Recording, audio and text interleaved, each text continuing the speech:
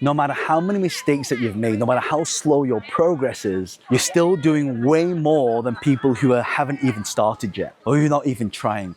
This is a quote I heard from Tony Robbins many, many years ago. And I want to share this message with you because I have so many people that want to create great things, but they just don't get started. And I've created a lot of videos on this already, but I want to give you some practical steps, some practical strategies to start using because I got this idea. I'm currently looking at these mountains and just thinking how many years it took for this to grow. And so I think the message here is really patience. It's having the patience to follow through. Not only that, making sure that everything that you're doing right now is leading to somewhere, right? It's leading to some progress. I'll give an example. People always ask me, John, I want to get really good at social media. I want to build a lot of followers on social media.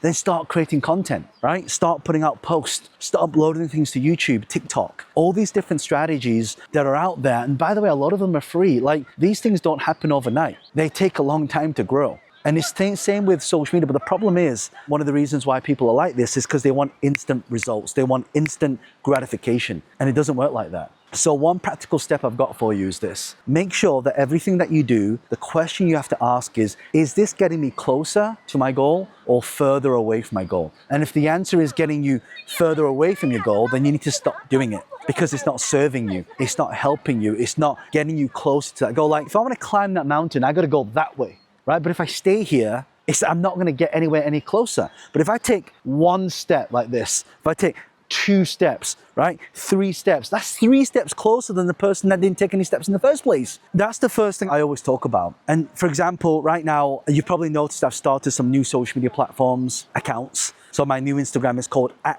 @JohnLeeSuccess. That's my secondary account. That's really talking more about the mindset stuff, whereas my original account is all about some of the business strategies and tactics. But it requires both.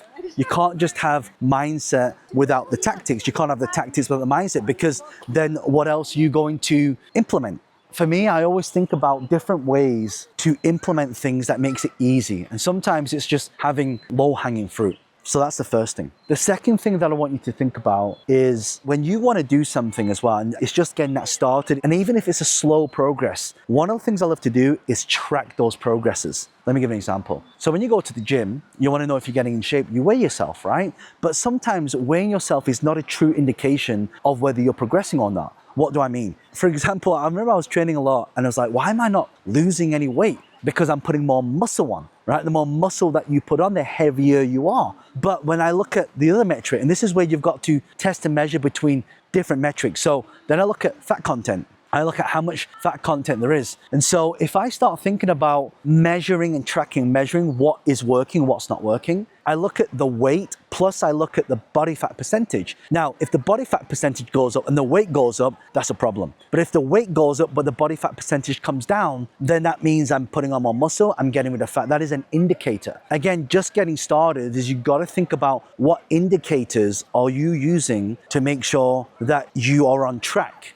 And sometimes the indicator is not always obvious. You just think, oh, I weigh myself, I weigh more, therefore I'm not losing any weight. Well, no, you got to look at the multiple different metrics here. And the main metric in this case is if you want to lose weight, body fat percentage, not how much you weigh. So sometimes you've got to focus on the right thing as well. When I test and measure, you want to write down what are the main metrics. So if it's business, how much money are you making, which is your revenue, and how much profit do you have? You would not believe the amount of people that I coach and mentor. They make a lot of money, but then they spend it on stupid stuff, right? And then they lose the money. They start buying doodads, right? Doodads are liabilities. They don't put money in your pocket, they take money out of your pocket. That is a true indicator of what you want to think about. And also in business as well, I'm thinking, okay, how many leads am I getting every day? How many of those leads are turning into sales? How many of those sales are repeat sales? So these are some of the metrics. So you need to decide on which metrics you actually want to monitor. Because a lot of people, they're monitoring the wrong metrics. And wrong metrics doesn't get you any closer to your goal. Remember, first question is what I'm doing right now getting me closer to my goal or further away from my goal?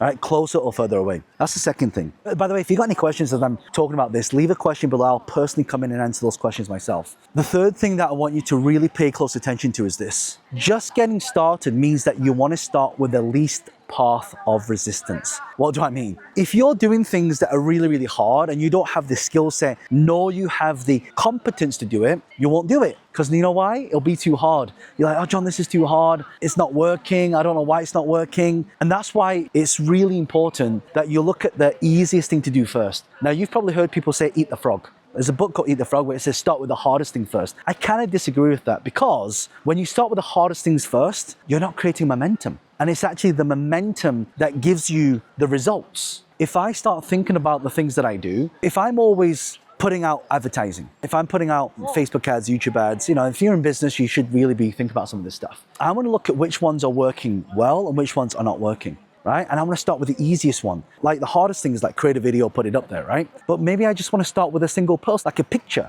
So I could go to someone like Canva and I can take a picture and I can just put that up as an ad with, one phrase there. Like if I've got a new book coming out, new book called this. Now I'm putting it out there. People get to see, they get to know what it is that I'm trying to talk about and do, right? So that's the easiest thing that you can do immediately. Start with the lowest hanging fruit. If you want to get a six-pack, and let's say right now, say, John, look, I'm a little bit overweight. I need to, lose some weight. Well, maybe the hardest thing is for you to go to the gym, right? That might be the hardest thing for you. So you might just start with a walk. You might start with a very simple step because it's the little things that get you to the big things. A journey of 1,000 miles starts with a single baby step. Like if I want to climb up that mountain up there, I'm going to start right at the base. I need to walk there first. Then I start at the base and I climb one bit at a time. You don't just scale the entire wall in seconds. It takes time to do that. And I think the message for all of you here is that I say it a lot, patience. And by the way, I also have a challenge with this sometimes because I want things quick, I want fast, I want it to happen right now. And you know what I'm talking about, as an entrepreneur, we want things now, but sometimes when we go slower, we can really think about how things happen.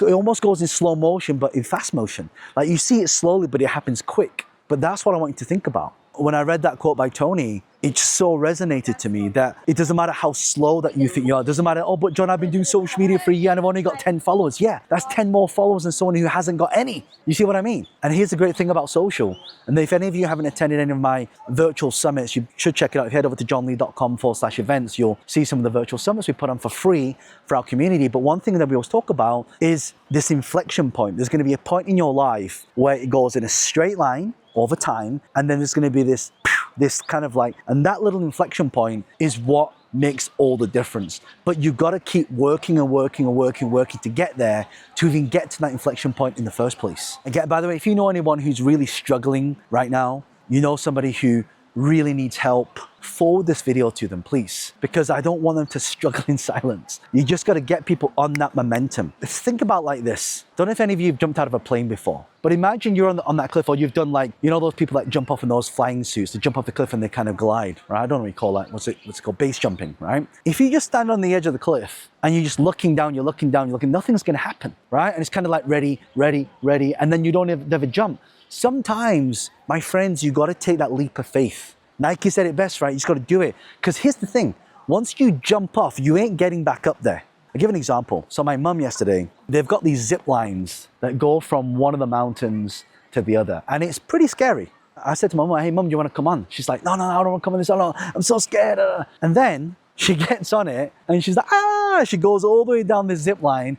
And then once we make it to the other end, she says, oh my God, how was that? I said, it's amazing. She loves it. See, here's the thing. Sometimes you don't know how far you can go until you push yourself. You don't know how far or how much potential you have in you until you exert it.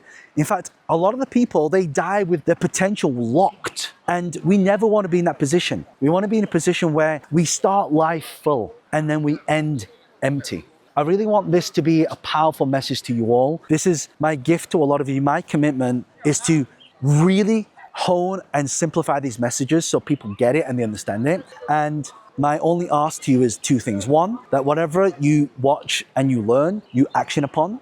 And number two, I want you to pay it forward to somebody else. Once you become successful, please help other people be successful. Like, comment, and share. Make sure you subscribe to this and watch this video here.